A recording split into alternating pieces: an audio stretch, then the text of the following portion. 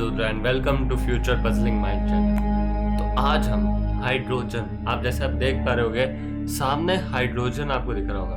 Hydrogen आपने कहीं ना कहीं अपनी पढ़ाई पढ़ा होगा कि हाइड्रोजन एलिमेंट है, उसकी कुछ रिएक्शंस पड़ी होगी। आपको ये पता होगा कि वाटर का फॉर्मूला H2 होता है, हाइड्रोजन H2 गैस में होता है, H2 गैस की प्रेजेंट मतलब H2 गैस की फॉर्म में होता है नेचुरली। तो ये चीज़ तो आपको पता है, लेकिन आपको ये पता है कि हाइड्रोजन का क्या, हाइड्रोजन हमारा फ्यूचर बन सकता है, मतलब हाइड्रोजन फ्यूल जिससे हम इलेक्ट्रिक कार्स अभी चल रही है, इसके बारे में भी बात है। कुछ ऐसा कह रहे 2050 तक हम और बनाएंगे H2 गैस फ्यूल्स। तो इसकी बातें करते हैं हाइड्रोजन के बारे में। आज हम बहुत बातें करने वाले हैं, मजा आएगा। आज हाइड्रोजन आप जैसे देख पा रहे हो, एक प्रोटॉन होता है हाइड्रोजन में, एक इलेक्ट्रॉन होता है। सबसे लाइटेस्ट एलिमेंट होता है पूरी केमिकल पीरियोडिक टेबल का, सबसे लाइटेस्ट एलिमेंट यही है।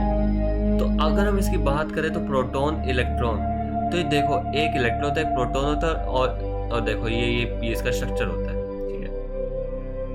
अच्छा चलो फिर आगे देखते हैं, आप जल्दी से आगे बढ़ते हैं। ये देखो मैं आपको अब सबसे पहले बताऊंगा व्हाट इज हाइड्रोजन। हाइड्रोजन है क्या, है क्या एक्चुअली में कुछ पॉइंट्स हैं, मैं पॉइंट्स आपके लिए बढ़िया ना खिलाऊं। देखो सबसे पहली बात, छोटी छोटी जो बेसिक बात है उसको पे कवर कर लेते हैं, ठीक है। ये लाइटेस्ट एलिमेंट होता है, इसका सिंबल हम कैपिटल H से डिनोट करते हैं। अच्छा, इसको हम कलरलेस होते हैं, ये गैस कलरलेस है, आपको दिखेगी नहीं कलर, ये कलरलेस है, ऑर्डरलेस है, स्मेललेस, टेस्टलेस है, नॉन टॉक्सिक। हाँ चलो, मेरे को खुशबू इतनी नहीं आती इस गैस की, टेस्ट भी इतना नहीं है, तो नॉन टॉक्सिक, ये नॉन टॉक्सिक है। इसका मतलब ये गैस इतनी खतरनाक नहीं है, लेकिन बाद में बताऊंगा इसका क्या मतलब। हाईली कंबस्टिबल गैस है ये, तो समझ पा रहे हो। कंबस्टिबल सब्सटेंस वो होता है जो सब्सटेंस एयर में बर्न होता है, आपको पता ही होगा, जैसे फ्यूल होता है ना। तो कंबस्टिबल सब्सटेंस में ये जो हाइड्रोजन है ये बर्न होता है ऑक्सीजन की प्रेजेंस में, ठीक है। सब चीजें जो भी हमारे नेचर में बर्न होती है, लाइक हम बर्न कराते हैं जिससे फ्यूल बनाते हैं, हम ऑक्सीजन की प्रेजेंस में सारा काम करा रहे हैं। लाइक आप कोई लकड़ी जला रहे हो तो भी ऑक्सीजन की प्रेजेंस में बर्न हो रहा है, तो ये भी कंबस्टिबल सब्सटेंस है, मतलब बर्न हो सकता है अंडर सर्टेन कंडीशंस होती है। देखो तो ये बातें होगी, अब थोड़ी और बातें देखो। ये देखो नेचुरली जो हाइड्रोजन प्रेजेंट होता है वो हमारी डीप अर्थ में प्रेजेंट है, मतलब हमारे ऐसे नहीं मिला है, किसी पौधे मिल जाएगा या नेचुरली किसी माउंटेन में मिल जाए ना। ये हमें लिटरली अर्थ के बिल्कुल डीप है ना, बिल्कुल कोर में, मतलब बिल्कुल मिलता है, कोर से थोड़ा सा ऊपर है, तो उधर अर्थ के बिल्कुल डीप में मिलता है, विच इज नोन एज, हम इस हाइड्रोजन को बोलते हैं जो अर्थ के ये डीप में जो मिलता है, व्हाइट हाइड्रोजन है, गोल्ड हाइड्रोजन भी बोलते हैं। अभी हम बहुत हाइड्रोजन की बात कर रहे हैं, ग्रीन भी है, ग्रे भी आपको दिख रहा होगा। अब इधर जो एक हम बात कर रहे हैं व्हाइट हाइड्रोजन की, ये हमारा नेचुरली कहाँ मिलता है, डीप अर्थ में, मतलब अर्थ की जमीन के बिल्कुल नीचे। अच्छा, यहाँ पे जो आपको ग्रीन हाइड्रोजन दिखा है जिससे हम GH2 की, मतलब ये लिखने का तरीका है एक GH2 जो एक हाइड्रोजन है which is a product from electrolysis produced from, like मैं समझाता हूँ क्या लिखा है। मैं कह रहा हूँ कि ये जो ग्रीन हाइड्रोजन है ना, ये आपका प्रोड्यूस होता है वाटर के इलेक्ट्रोलाइसिस से। कैसे, आप सोचो कैसे भैया। आपको ये पता होगा कि इलेक्ट्रोलाइसिस, जब मैं बताया था, इलेक्ट्रोलाइसिस का मतलब होता है, आपको पता है वाटर फॉर्मूला H2O होता है, अब ये तो बताइए, ठीक है। अच्छा, इलेक्ट्रोलाइसिस क्या होता है, उसमें हम H2O को तोड़ते हैं, H2 और O2 की फॉर्म में, हाइड्रोजन ऑक्सीजन की फॉर्म में वाटर को तोड़ा जाता है। उसके लिए हमें इलेक्ट्रिसिटी चाहिए होती है, और वो इलेक्ट्रिसिटी हमें कहाँ से मिलती है, रेन्यूएबल सोर्सेज से। Renewable sources like solar energy होगी, विंड एनर्जी होगी। रेन्यूएबल सोर्सेज वो होते हैं, रेन्यूएबल एनर्जी वो होती है जो फ्यूचर में भी हमारी चलती रहेगी, कभी खत्म नहीं होने वाली। नॉन रेन्यूएबल लाइक कोल हो गया, वो तो खत्म, कई लिमिट है भाई उसकी। आप कोयले को कितना मिलेगा आपको, लिटरली कई इंडिया में स्पेसिफिक प्लेसेस ही हैं जहाँ पे मिलता है, ऐसा नहीं कि हर जगह मिल जाएगा। वो एक जगह होती है जहाँ पे सर्टेन कंडीशंस होती है, वहाँ पे नेचर ये ऐसा काम करता है, कोल का कोई कोल मिलता है वहाँ पे। हम रेन्यूएबल सोर्सेज की इलेक्ट्रिसिटी से वाटर को तोड़ते हैं हाइड्रोजन ऑक्सीजन में, जिससे हमें हाइड्रोजन मिलता है। इसे हम कहते हैं ग्रीन हाइड्रोजन। ग्रीन क्यों कह रहे हो, कि ऑब्वियसली नाम से पता चल रहा है कि ऑब्वियसली नेचर के लिए बहुत बेनिफिशियल है। नेचर को मतलब इतना पॉल्यूट नहीं करता जितना ये ग्रे हाइड्रोजन करता है, जिसकी बात करना। अच्छा, ग्रे हाइड्रोजन एक हाइड्रोजन होता है जो हम इंडस्ट्रियल मेथड से प्रोड्यूस करते हैं। कॉमन वन है fossil fuels which causes pollution increasing temperature of our earth. बिल्कुल हमारी अर्थ का पॉल्यूशन बढ़ाता है और टेम्परेचर बढ़ाता है। तो ये ग्रे हाइड्रोजन प्रोड्यूस होता है हमारे फॉसिल फ्यूल, जैसे आपने छोटी छोटी क्लास में ज्योग्राफी पढ़ा हुआ फॉसिल फ्यूल से बनते हैं ग्रे। पर ये नहीं बात है, मेन बात है कि इससे पॉल्यूशन होता है। कैसे होता है वो मैं बताता हूँ आपको। नेक्स्ट पे खुलता हूँ मैं, इससे टेम्परेचर बढ़ता है और आज हम ग्रीन हाउस इफेक्ट की बात भी करने वाले हैं, जो बहुत आप सोच रहे होगे वो क्या है इफेक्ट, समझते रहिए। देखो अब आपको देखो, अब आपके क्वेश्चन आएगा दिमाग कि रुद्र भैया कि ग्रे हाइड्रोजन एक्चुअली है क्या, इससे मतलब ये जो प्रोड्यूस फॉसिल फ्यूल से हो रहा है इससे पॉल्यूशन कैसे हो रहा है। अब आप ये सोचो, बताता हूँ मैं आपको। वन मोर मेथड है ग्रे हाइड्रोजन बनाने, पहले ये पढ़ लेते हैं। Is steam methane reforming. कुछ वर्ड्स हो गए हैं, कट गए, मैं आपको बताता चलूंगा। देखो मैं आपके साथ कोऑर्डिनेट करके चलूंगा, बिल्कुल सुनो। ये स्टीम मीथेन आपको रिफॉर्मिंग दिख रहा है, ये मेथड होता है। मीथेन एक गैस होती है, CH4 कार्बन और 4 हाइड्रोजन जुड़े होते हैं। CH4 एक गैस होती है। इन दिस मेथड ये जो ग्रे हाइड्रोजन होता है ये एक रिएक्शन से फॉर्म होता है। दूसरा मेथड है इंडस्ट्रियल का। अच्छा, ये रिएक्शन कौन सी होती है? मीथेन और स्टीम की। स्टीम एक मतलब बहुत हाई टेम्परेचर में होती है, गैस मतलब एक एयर है, बहुत हाई टेम्परेचर पे होती है स्टीम। हॉट होता है ना, बिल्कुल गर्म वाटर, इतना गर्म वाटर होता है, स्टीम होती है। इसका मीथेन जैसा रिएक्शन कराया जाता है जिससे 1 टन हाइड्रोजन मिलता है। इसे ही हम ग्रे हाइड्रोजन बोलते हैं। लेकिन बात ये नहीं है, बात तो हमें हाइड्रोजन मिल गया, बट उसके साथ जो रिलीज होती है गैस CO2, वो literally approximately 9 ton, 6 to 9 ton, भाई टन बहुत ज्यादा होता है, 6 से 9 ton of CO2 gas release होती है जो पॉल्यूशन कोज करती है। अभी CO2 कैसे करती है ये भी सुनो। CO2 गैस पता है कौन सी गैस है? CO2 गैस हमारी है ग्रीन हाउस गैस। ये पता है क्या करती है? मैं समझाता हूँ आपको। ग्रीन हाउस इफेक्ट आपको समझा ही देता हूँ क्योंकि वही मेन इफेक्ट है जो आपको समझना है इस ग्रे हाइड्रोजन के फॉर्मेशन में। ग्रीन तो चलो फिर भी ठीक है, ग्रीन हाइड्रोजन तो आज हम बात सोच भी रहे हैं कि हाँ इलेक्ट्रिक कार्स में हम वो यूज करेंगे। आज इलेक्ट्रिक कार्स बन रही है, लेकिन वो अलग अलग एक कोई दूसरा हम सेल यूज करते हैं। सेल एक होता है जिसमें हम पूरा रिएक्शन करवा रहे होते हैं, उसमें हम लिथियम की रिएक्शन करते हैं, Li जिसे बोलते हैं LiThium, लिथियम की, समझ रहे हो।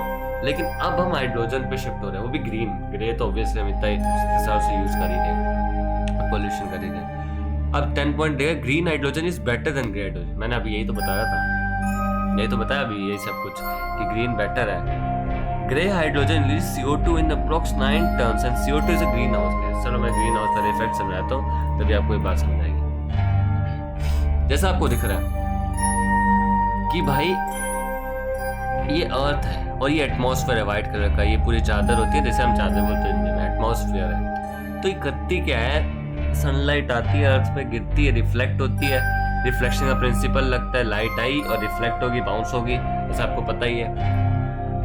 Some sunlight hits the earth and is reflected back into space, but कुछ ऐसी अर्थ में गैसेस प्रेजेंट होती है जो उसको वापस रिफ्लेक्ट कर देती है अर्थ पे, जिससे हमारा टेम्परेचर ऑब्वियसली यार दिमाग लो, थोड़ा सा दिमाग लगता है। देखो लॉजिक की बात है इसमें, कुछ नहीं है, कुछ गैस ऐसी होती है जो हीट को वापस अंदर रिफ्लेक्ट कर देती है, जिससे धरती पे वो चली जाती है और टेम्परेचर और बढ़ता है। ये है मेजॉरिटी इफेक्ट, ये है मतलब green house effect. Greenhouse gases absorbs and redirect heat radiated by earth and insulation from heat loss to space। समझ गए? तो कुछ गैसेस होती है जिसको ऑब्जर्व कर लेती है, ऑब्जर्व भी करती है और रीडायरेक्ट कर देती है हीट को। समझ गए ना? ठीक है, कुछ तो बाहर निकल जाती है, ऐसा नहीं है कि सारी हीट अंदर, सारी हीट आ गई ना तो फिर डायरेक्ट हीट आएगी। सन की अभी हमें डायरेक्ट हीट तो आई नहीं रही, डायरेक्ट हीट आएगी तो स्किन कैंसर जैसी डिजीजेस हो सकती है भाई, उसकी बात भी करेंगे जरूर।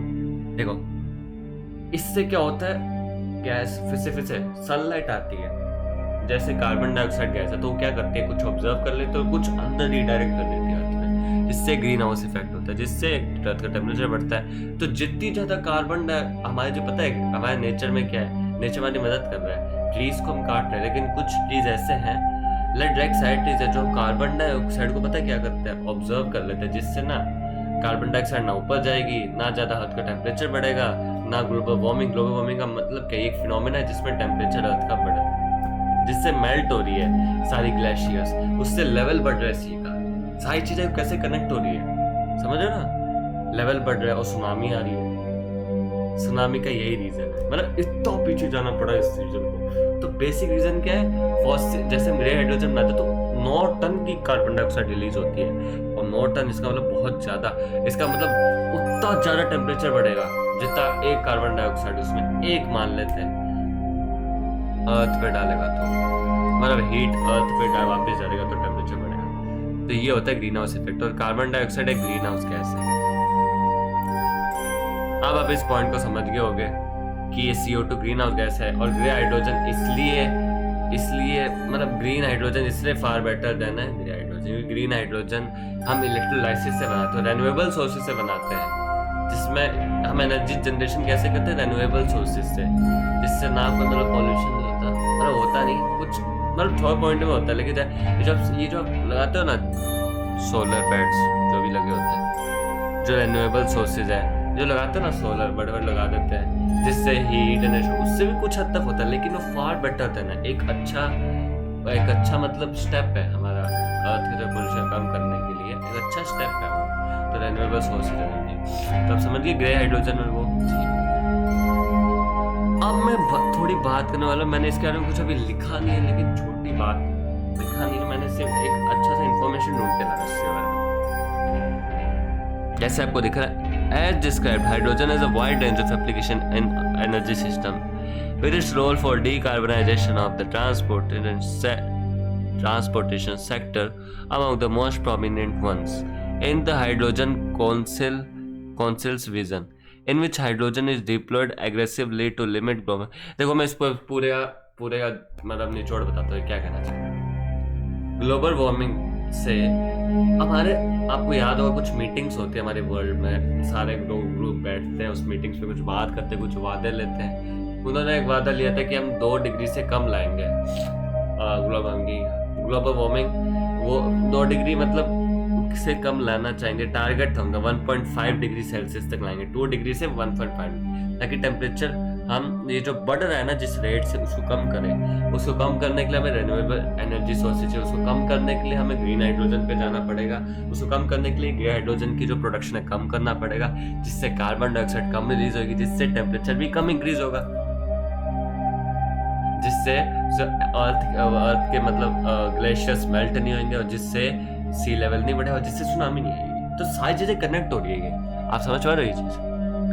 बाय 2050 उन्होंने कहा द मेंबर ऑफ एक हाइड्रोजन, ये थर्ड लाइन में लिखा है हाइड्रोजन काउंसिल्स है, एक काउंसिल है भाई ये पूरी। उन्होंने कहा है कि भाई हम तो यही चाहते हैं कि members of council believe that hydrogen powered fuel cells जो व्हीकल्स है वो 2050 तक 2050 तक हम 20% कर देंगे, पूरे जितने भी कार्स हैं व्हीकल्स हैं, 15 मिलियन 20 मिलियन ट्रक्स कर देंगे, और 5 मिलियन बसेस कर देंगे। इसमें बसेस और ट्रक्स का भी डाल रखा है ना, तो 15 से 20 million trucks. In their scenarios hydrogen would play a large role.